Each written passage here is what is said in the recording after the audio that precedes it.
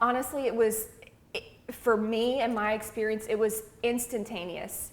In that moment where I heard the Lord and it literally saved my life and I got the help that I needed, I knew right then and there, I'm gonna make it through this and I'm going to help others, because I don't believe that anybody goes through anything difficult in this life without there being a purpose to it. And I always say that there's purpose in the pain. So even when I was in that pain, the Lord knew back then that He was going to use it, and I was going to be able to help people because I had experienced what they're experiencing or what they've experienced. So I knew right then and there that I was going to be able to help people through their struggle to get past that, dark moment where they feel like there's no other option. And that's exactly what I've been able to do. And praise God, it was a couple of years later that I figured out what it was that was causing me to be so sick, and I was able to get treatment for that, and I have been completely healed and well since then, which has just made it that much easier to help people, because now I've got my physical health back and I've got the energy to be able to just get out there and just be a light and make an impact. And you said that there was no cure for, but I guess you've been able to just maintain. Yes, so I was able to maintain, I guess, there was no cure according to the doctors, but it's because they didn't know what the root of the issue was, and it was a few years later that I figured out on my own, being my own health advocate, what the cause was, and I was able to get that treated. And so through that time, yes, I was able to maintain a sense of a quality of life, I guess you could say, just through the medications and things like that I was on. And of course, being able to deal with the mental struggles and getting the treatment that I needed helped with my physical illness, because when you're physically ill and you're not taking care of the mental side, it exacerbates all the physical stuff. Right. So I was able to, get the treatment that I needed mentally, and it helped me physically to be able to continue on. When you spoke of when you first started, I imagine when your first pageant, that couldn't have been the platform you had, mental health, because it was just after that. Right. At what point did you decide this is going to become my platform? This is what I think I need to talk about, and this is what I need to elevate into a better understanding? Well, I always say, the Lord knows what our life is going to be. So even 10 years ago when I competed, my platform was actually drunk driving awareness. I lost my father when I was 9 to drinking and driving. He struggled with mental health. He struggled mentally. He struggled with alcoholism, drug abuse. It was rampant in my family. So mental health was always something that was there, even if I didn't understand to the capacity that that I was going to be used in that aspect. But I knew when I got through that deep dark time that immediately I was going to start being used to be an advocate for those that are struggling, and I immediately partnered with a nonprofit called Runway to Life, and their focus is on mental health, suicide prevention, and I actually started modeling in their annual runway show, and it was all about bringing together the mental health and the beauty world to raise awareness surrounding mental health and suicide prevention.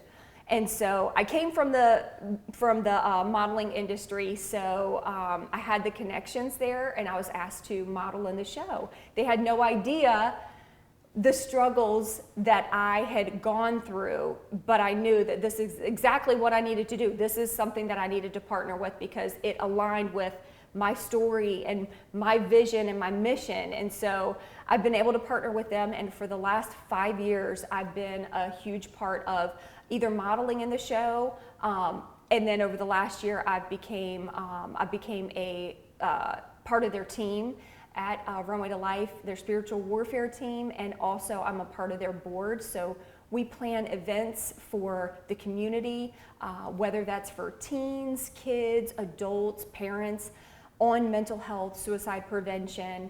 Have there been a lot of people that have reached out to you to talk about a need right now? Oh my goodness, the phones are ringing quite literally off the hook because there's so many people struggling and they don't have anywhere to turn. They don't know what to do.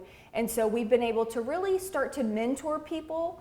And that's something else that I've been able to do. I literally just started a group on Facebook. This is something that I've really felt strongly about, which is kind of a place for mentorship. I feel like that's where one of my strengths is kind of mentoring people, encouraging people, lifting people up. I wanted to create a space for them to be able to come and just feel like they have a safe space to be able to share what they're going through, share their struggles. And that's called Safe Surrender. But it aligns perfectly with the nonprofit that I've been working with for 5 years. And it's incredible. It's an incredible feeling to be able to see where someone is at, see where they're struggling, and be able to quite literally watch them turn their life around, because many times it's all about their mindset. And if we can get them to stop hyper-focusing on the negative and really start focusing on all the good, all the positive, often we see such a change in their personalities and in their mental health. So it's such a blessing to be able to be a part of that journey for so many people. Right. What's the first step do you think people should take? And especially the cost, well, one, the availability of counseling or beds right now, and also the affordability of those services. What advice do you have for people, and where do you begin? What's the first step? I would say the first step is to understand the signs to look for in yourself, because I think many times we don't think that we're struggling.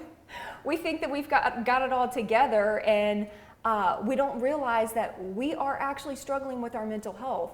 But we don't realize it because it's not talked about. So being able to kind of self-evaluate and understand that we have to be our own advocate. And so there's not always going to be someone to come in and tell you, hey, this is what's wrong and you need to fix it. Many times we have to kind of self-reflect and say, okay, how is my mental health today? A lot of times with Runway to Life, we tell people to keep a journal every single day. Even if it's like a sad face, meh face, or a happy face. Did you have a good day? Have you had 3 consecutive good days, or have you had 5 consecutive bad days? If you have, then that's where you can kind of take a step back and say, okay, why have I had a bad day 5 days in a row? Because if you don't recognize the signs and deal with them early on, obviously they grow. So I would say self-evaluation, figuring out, okay, am I struggling? And then if you know I am struggling, do not be afraid to get help. Don't be afraid to get help. Something else that we recommend is having a support system that's so huge. We look at it like a chair. Like a chair has 4 legs that help support you when you sit, right? We need that with our mental health. We need 4 different support systems that can be there, that we can reach out to, that we trust. So whether that is, maybe it's a parent, maybe it's a teacher. For teenagers, we say maybe it's your cheer coach, maybe it's your soccer coach, maybe it's a best friend, maybe it's a youth pastor, or a main pastor of your church. It could be a lot of different avenues. It could be your doctor. But 4 support systems that you trust to reach out to and say, hey, I am struggling and I'm not sure what to do. And have those people there that can help you, whether that's just maybe it's a little bit of encouragement you need in that moment, or maybe it is to a point where you need to see your doctor and get a medical evaluation. So that would be the next step, is reach out to your primary care doctor. Let them know that you are struggling, that you're not feeling something is off. you're feeling anxious every day, or you're feeling depressed, you can't get out of bed, you've lost your passion for life, you don't want to do the hobbies that you used to do. But it's recognizing those signs and knowing when to get help. Okay, all right.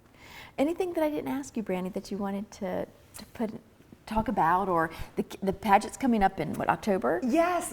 So the pageant is coming up in October. I leave October 2nd and it'll go through October 8th. So it's basically kind of a week of events. There's prelims, there's finals, there's an awards night. So I'm really, really excited. It's in Las Vegas, Nevada. So I'm really excited about that. I'm just going in with full confidence, knowing my why. And I feel like that's the first step. If you know why you're competing and why you're going into this, then that's half the battle. And I just keep telling myself it's not about me, it's about my service to others. And the Mrs. United States organization is a very service-oriented organization. So I love that I get to serve in whatever capacity that I can, especially in the mental health field. And also, we do have our 5th annual fashion show coming up for Runway to Life. I'm so excited. That actually happens the day before I leave to go to Vegas. So it's going to be at Kanawha Plaza in Richmond on October 1st. Entry opens at 6 o'clock and the show is at 7 o'clock. And it is just such an incredible event that just literally raises awareness surrounding mental health. It's a fashion show, but it's a fashion show with purpose. So when you see the show, it's not just fashion and models walking on the runway. It's so much more than that. There's such a huge message in the show. And we're going to have tables set up for people to come get more information. If they're struggling, they can even go and have prayer at one of the tables if they want prayer. There's just a lot of different things. There's going to be food and drinks and all the things to just have fun. So that's just such a huge event, and I definitely want to plug that because it's incredible. Okay, great. Some good ways, All right. Did you